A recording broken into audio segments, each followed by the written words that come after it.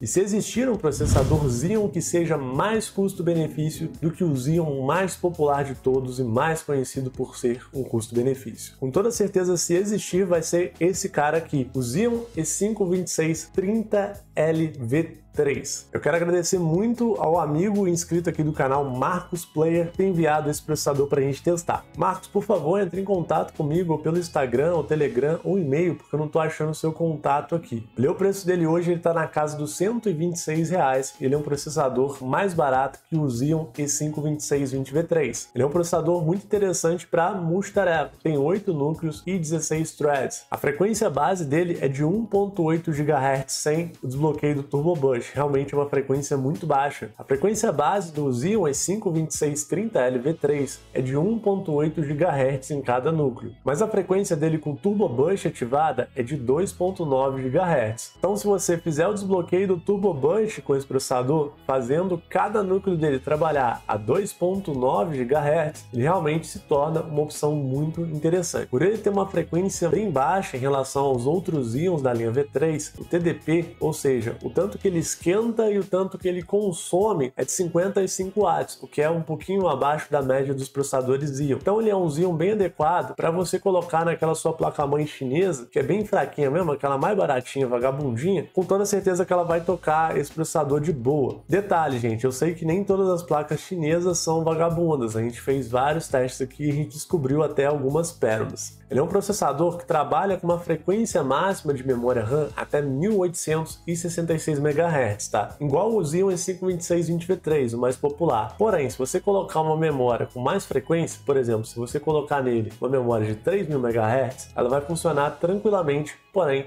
a 1866 MHz. Isso não necessariamente é um problema para os processadores da linha Xeon, até porque ele tem um cache bem aceitável. Esse processador aqui tem cerca de 20 MB de cache, que faz ele recrutar bem menos a memória RAM e acaba compensando essa frequência um pouco mais baixa. Então, sem mais enrolação, vamos testar aqui alguns jogos sem o lock do Turbo Boost liberado e com o lock do Turbo Boost liberado para a gente ver qual a diferença que faz nesse processador. A minha teoria é que ele vai ficar legal para usar com o desbloqueio do Turbo Boost ativado. Fora isso, nem tanto assim. Mas a gente tem que testar. Antes da gente começar o teste, eu te peço que se inscreva também aqui no canal. Isso porque aqui a gente tem muito conteúdo de qualidade. Realmente, quem acompanha o canal acaba pagando mais barato na hora de comprar um computador ou talvez um outro hardware. Realmente só se dá bem. Então clica aí no botão de se inscrever, não custa nada e você vai sair ganhando em alguma coisa, com toda certeza, beleza? Então vamos nessa. Já com o computador ligado, a gente pode ver aqui as especificações do processador. A gente tem aqui as instruções,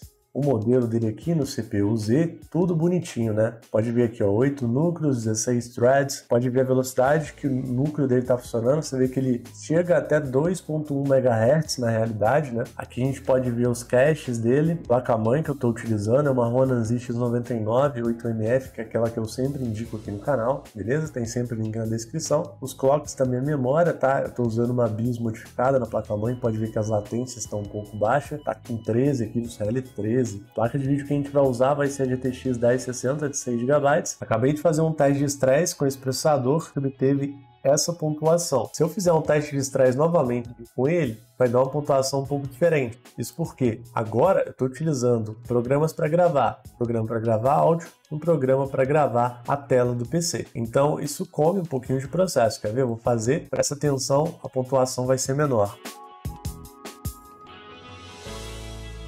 E tá aí a pontuação do processador. Essa pontuação é como ele vem de fábrica, beleza? Então é sem fazer um lock do Turbo Boost. Vou fazer aqui um pequeno estresse no processador e a gente vai abrir o gerenciador de tarefas. No gerenciador de tarefas a gente consegue ver a frequência com que ele está trabalhando e também quantos núcleos e quantos threads ele tem. Então, olha só, a gente abriu aqui o gerenciador de tarefas, pode ver que está 100% de utilização e a frequência está a 2,09 GHz. É um pouco normal o processador Xeon, quando a gente coloca numa placa-mãe chinesa, ele funcionar com uma frequência até um pouco mais alta do que a especificada, mesmo sem você fazer o desbloqueio do Turbo Boost. Aqui a gente consegue confirmar a velocidade base dele, que é 1,8 GHz, mostrando aqui que ele também tem 8 núcleos e 16 threads, né? Que são considerados processos lógicos aqui. Está mostrando a quantidade de cache que ele ele tem L3, L2 e L1. E é isso. Vamos colocar esse cara direto em jogos pra gente ver como ele se sai. O primeiro jogo do teste já é um jogo muito popular. A gente vai testar o Counter-Strike Global Offensive, famoso CSGO. Ele é um jogo muito interessante, pois ele não esforça muito a placa de vídeo, em contrapartida, ele esforça bastante o processador, que é o que a gente está querendo testar. Então coloquei os gráficos do jogo aqui no mínimo,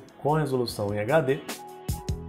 Com as configurações de fábrica, o Xeon E5-2630L V3 se saiu muito bem.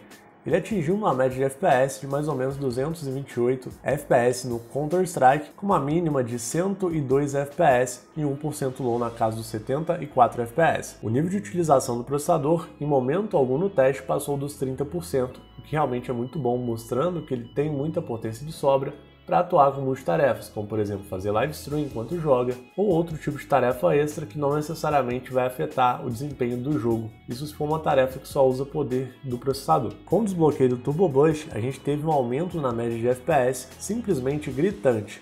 O jogo passou de 228 FPS na média para 307 FPS. Mostrando que o desbloqueio do Turbo Boost faz uma diferença imensa nesse caso. A mínima também foi de 102 FPS e o 1% low foi de 84 FPS. O nível de utilização do processador se manteve no estado bem parecido ao teste anterior.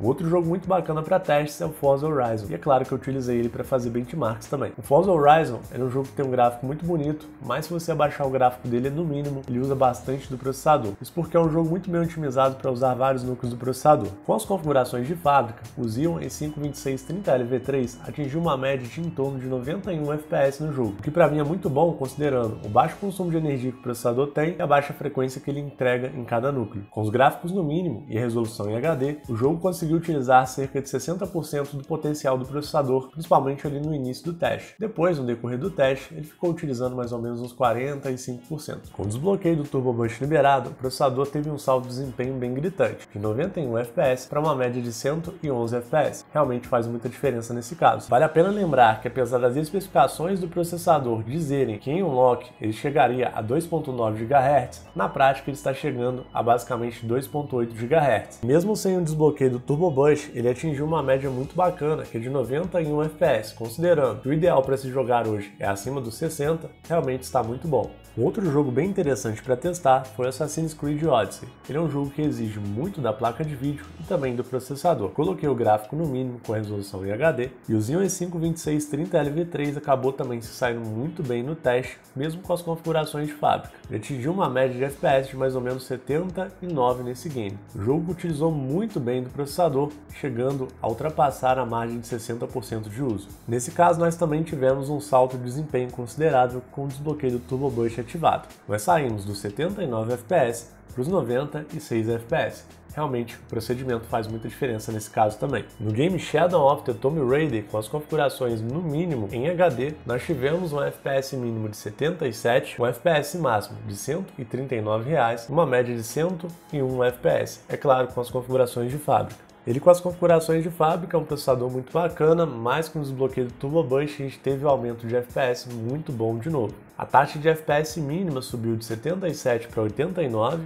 o FPS máximo subiu de 139 para 182 e o FPS médio subiu de 101 para 119 FPS. Então novamente a gente tem um processador sendo utilizado muito melhor com o desbloqueio do Turbo Boost ativado. No game GTA V nós obtivemos uma média de FPS bastante variável, teve cena que passou facilmente dos 100 FPS, cenas que realmente estavam suando um pouquinho mais para rodar. O processador com as configurações de fábrica não chegou a passar dos 50% de uso, pelo menos não em algum momento que eu consegui notar, e a taxa de FPS mínima que eu consegui perceber foi na casa dos 50. Com o desbloqueio do Turbo Boost também não foi tão diferente em relação às configurações de fábrica, porém eu pude notar uma mínima de FPS na casa dos 60, que é mais ou menos uns 10 FPS a mais em relação à taxa de FPS mínima do processador funcionando com as configurações de fábrica. Também testei o game Far Cry New Dawn com as configurações no baixo e resolução em HD. O processador saiu muito bem na maioria do gameplay, obviamente, já que ele saiu bem em todos os outros jogos também. Entregou uma média de 70 FPS no benchmark, só que a gente teve uma taxa mínima de FPS de mais ou menos 9, ou seja, o FPS caiu em algum momento ali do benchmark, voltou rapidinho, mas isso interferiu no teste. Também tivemos uma taxa de FPS máxima de 105. Com o desbloqueio do Turbo Boost, novamente nós tivemos ganhos consideráveis. A taxa de FPS chegou a 80 76 na média, o FPS mínimo ficou acima dos 60, na casa ali dos 64, que realmente foi bom dessa vez, diferente com o processador nas suas configurações de fábrica, e o FPS máximo foi de 129. Pelo resultado apresentado nos testes que a gente fez em game, realmente o Xeon E5-2630LV3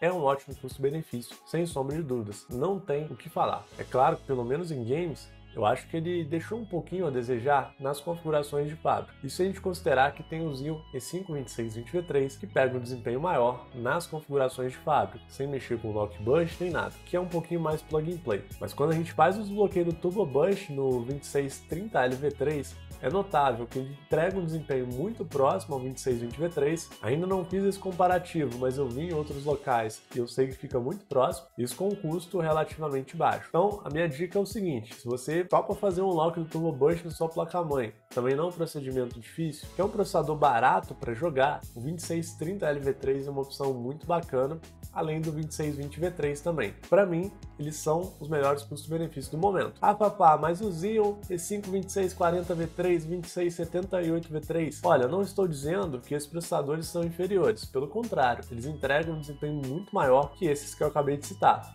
A grande questão é que quando a gente coloca na balança o valor do processador com o desempenho que ele entrega, o 2630LV3 e o 2620V3 ficam na melhor. Eles realmente são processadores em que você paga bem pouco para um desempenho muito bacana. É claro que, como sempre, eu vou deixar links na descrição caso você tenha interesse em pegar algum. Se você assistiu o vídeo até aqui e não deixou o seu joinha, tá na hora de deixar o seu joinha lá, né? Se você também não se inscreveu, tá na hora de se inscrever. Eu vou ficando por aqui, um abraço e até mais. Não se esqueça de assistir o vídeo que vai ser recomendado daqui a pouco.